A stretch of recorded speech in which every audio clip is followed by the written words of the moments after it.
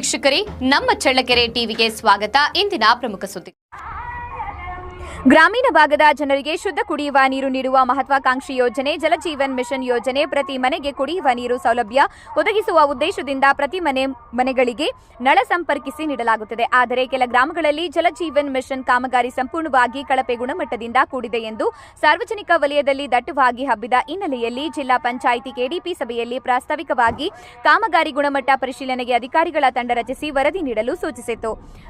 ಅದರಲ್ಲಿ ಚಳ್ಳಕೆರೆ ತಾಲೂಕಿನಲ್ಲಿ 30% ಸುಮಾರು 30 ಗ್ರಾಮಗಳಲ್ಲಿ ಕಾಮಗಾರಿ ಪರಿಶೀಲನೆ ನಡೆಸಲು ಸೂಚಿಸಿದ ಹಿನ್ನೆಲೆಯಲ್ಲಿ ಸ್ಥಳ ಪರಿಶೀಲನೆಗೆ ತಹಶೀಲ್ದಾರ್ ರೆಹನ್ ಪಾಷಾ ಭೇಟಿ ನೀಡಿದ್ದಾರೆ. ತಾಲೂಕಿನ ನರಹರಿನಗರ, ಕೆರೆಹಿಂದಲಹಟ್ಟಿ, ಗೊರ್ಲಕಟ್ಟೆ, ನಂದನಹಳ್ಳಿ, ಉಪ್ಪಾರಟ್ಟಿ, ಅಡವಿ ಚಿಕ್ಕೇನಹಳ್ಳಿ, ಮಿರ್ಸಾಬಿಹಳ್ಳಿ, ದೊಡ್ಡೇರಿ ಗ್ರಾಮಗಳ ಹೀಗೆ ಸುಮಾರು 8 ಗ್ರಾಮಗಳಿಗೆ ತಹಶೀಲ್ದಾರ್ ಭೇಟಿ ನೀಡಿ ಕಾಮಗಾರಿಯನ್ನ ಪರಿಶೀಲಿಸಿದ್ದಾರೆ. ಇನ್ನು ಕುಡಿಯುವ ನೀರು ಯೋಜನೆಗೆ ಜಲಜೀವನ್ ಮಿಷನ್ ಯೋಜನೆ ಅತ್ಯಗತ್ಯವಾಗಿ ಗ್ರಾಮೀಣ ಭಾಗದ ಜನರಿಗೆ ವರದಾನವಾಗಿದೆ. ಪ್ರತಿ ಮನೆಗೂ ನಲ್ಲಿ ಕಲೆಕ್ಷನ್ ನೀಡುವ ಮೂಲಕ ಕುಡಿಯುವ ನೀರು ಸೌಲಭ್ಯ ಒದಗಿಸುವುದು ಆದ್ಯ ಕರ್ತವ್ಯವಾಗಿದೆ ಎನ್ನಲಾಗಿದೆ.